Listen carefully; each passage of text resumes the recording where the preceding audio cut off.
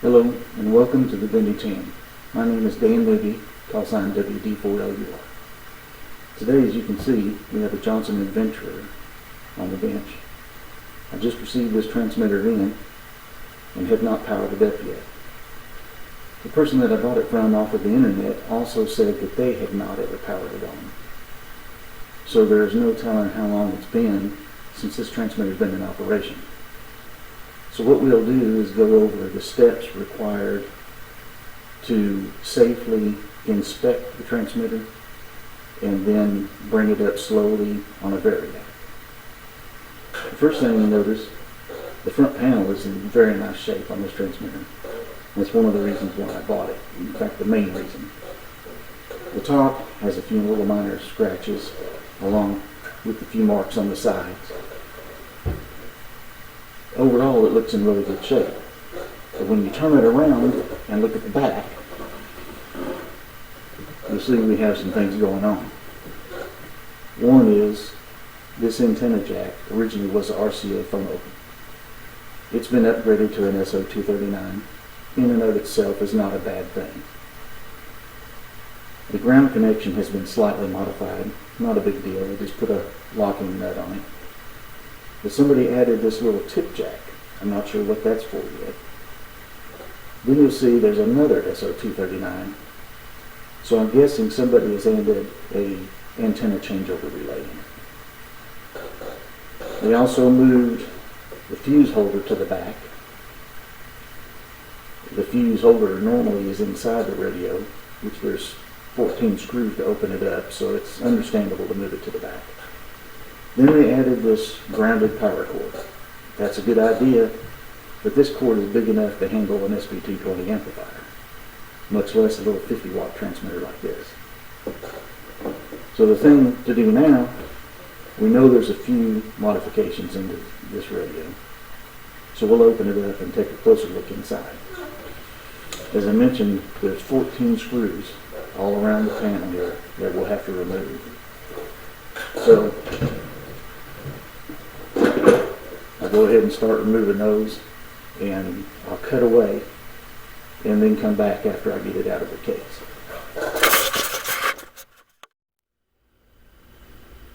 Okay, now that we have the transmitter out of its case, we can look at the top of the chassis. There's the serial number tag. Looks like the serial number is 84126. Everything looks really clean. Someone has added an octal socket right here. I'm not sure what that's about. Still has the 5U4 rectifier. Everything looks clean. A lot of rewiring from what it was, but looking pretty good. So now we'll flip it over and check out the bottom. Okay, looking at the bottom, somebody did add new filter capacitors. However, this pair here in series makes up C6. This pair here makes up the other capacitor in front of the choke. They put two in series because they're 450 volt rated and the original ones are 700 volt rated. What they failed to do was put the equalizing resistors across both of them in series. They only did it on one of each pair for some reason. That didn't buy them very much. Now they really fooled me with this other connector. This SO239, instead of having an antenna changeover like I suspected, it's actually a piece of RG174 that connects in to pin 4 of the oscillator tube. So apparently what they were doing was powering an external VFO, and this is the RF connection into the oscillator instead of having a cable that run around the front and connect it in like you normally would from the factory. So this resistor here, I believe, is part of the modification to power the Johnson 122 VFO from this power socket. So that's probably okay. But this voltage divider here for the equalizing resistors on the capacitors will have to be taken care of. I'll need to find either 2 more of these 270K resistors to add to these 2 capacitors, or find something close, 200 or so, and make it across all 4 of them. Other than that, everything looks pretty good. So it's had most of these other capacitors all replaced. Some of the resistors have been replaced. This one even looks like it may be a newer type 1 watt carbon resistor. This one's been replaced. So we're looking pretty good.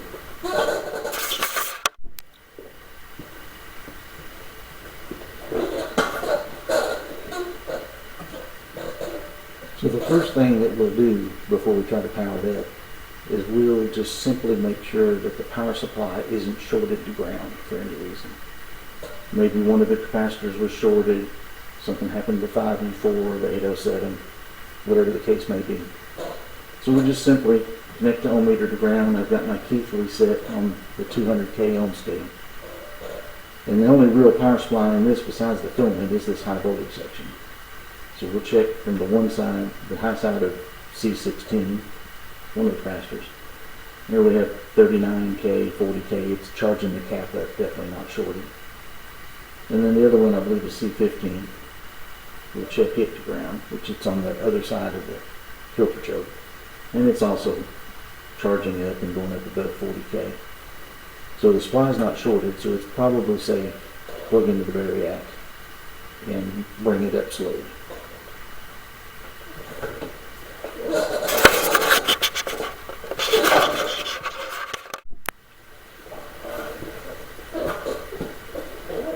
So now I have my voltmeter hooked up to the output of the filter capacitor for the high voltage supply to monitor it while I bring up the AC very slowly. I turn on the variac and monitor the voltage and the current to make sure something doesn't arc or spark. You know, we don't know for sure the transformer's good, whatever the case may be. So I flip the power switch on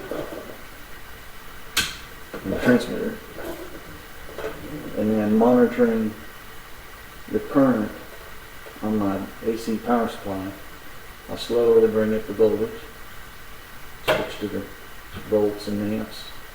There's 20 volts, 30 volts. I'm not pulling hardly any current at all right now. There's 50 volts. Still very little current. I'm not seeing the filaments light up yet. We'll go up a little more.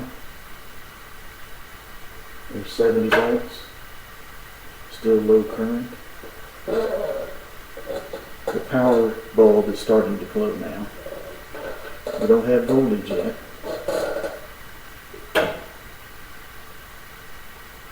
Turn on up. There's 80.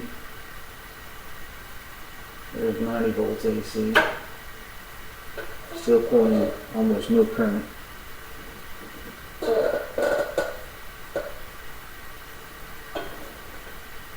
The filament of 807 is just beginning to light.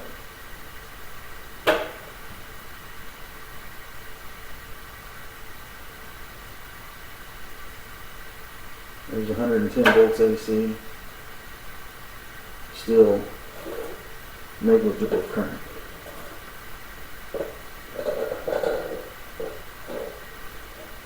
No high voltage.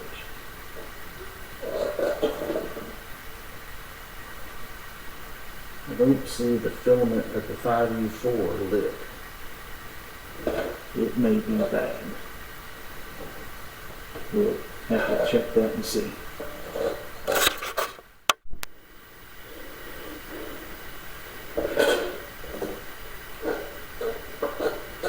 So the filament of the 5U4 rectifier was definitely not lighting up. And I measured the filament voltage at the tube socket with the tube out and saw voltage with just the voltmeter.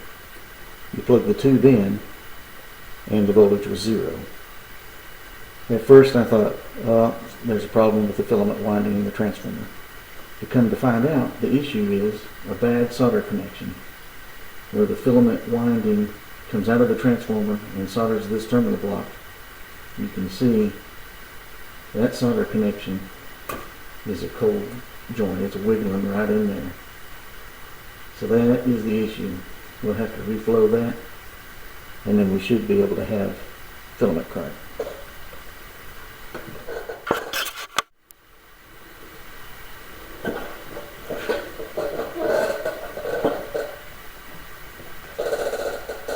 So I pulled the wire loose out of the terminal strip and cleaned the wire. Now I'm going to solder it up.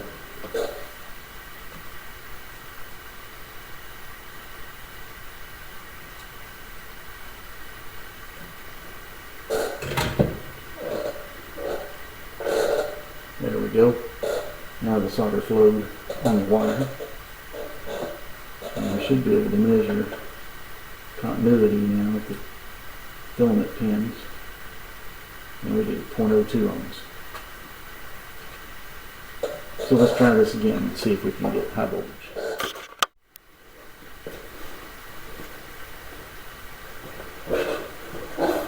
So now I have the meter hooked back up across the filter capacitor.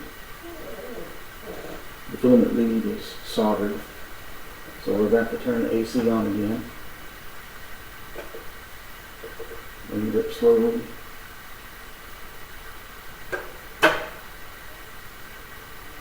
Very little current draw. Current is now coming up this time, like it should. The high voltage is coming up. We're at 80 volts AC. 90 volts AC.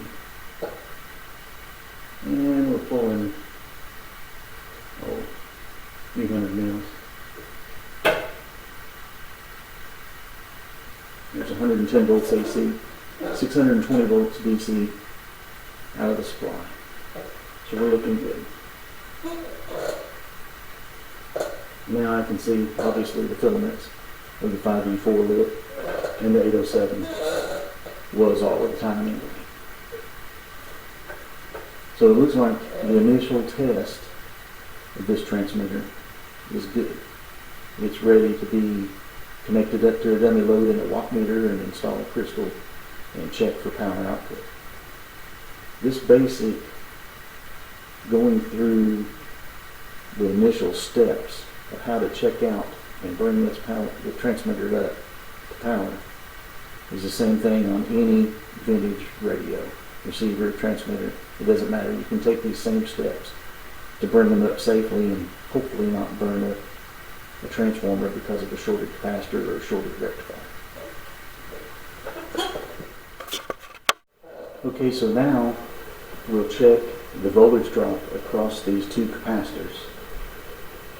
If you remember, there's two capacitors in series to make up C16 and C15. So there's a pair on C16 in series, which you should have equalizing resistors across the two caps in series to make sure the voltage drop is equal across the capacitors. So we'll measure them now. So 164 volts across that cap.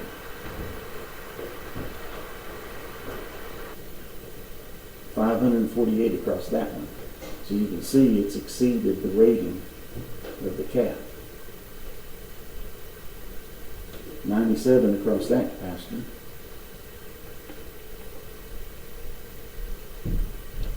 615 across that one.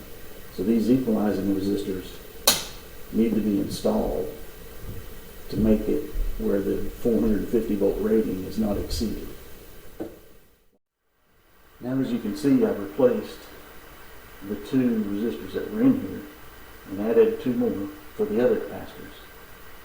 The ones I took out were these 180K 2 watt resistors, which I didn't have 180K, but I bought 220K 2 watt resistors that are TE Connectivity brand.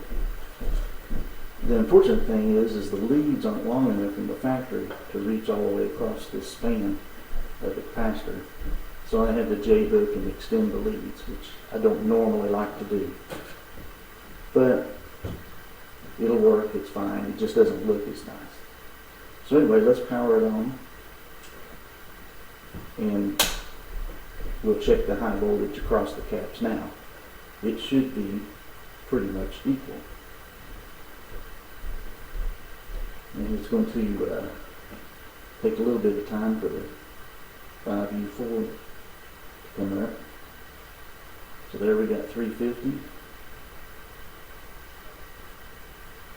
359,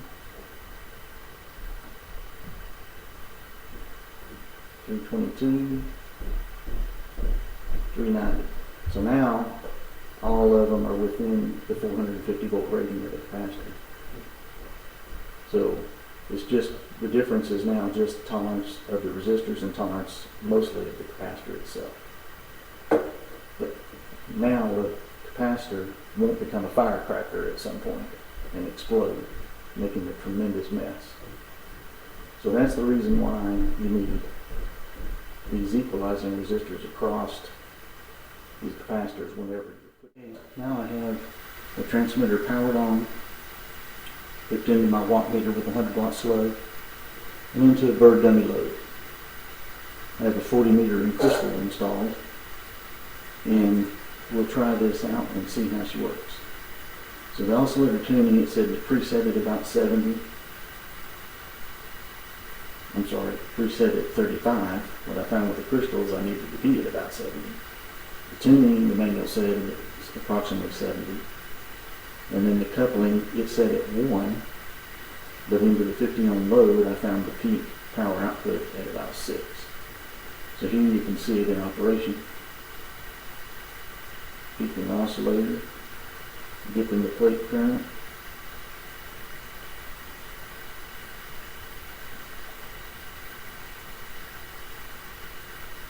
I'm using the 100 watt slug, so right there is around a little over 20 watts, maybe 21 watts.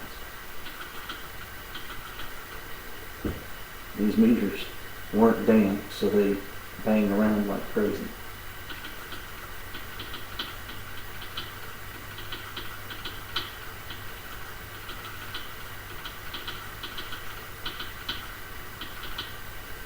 But the transmitter is operating.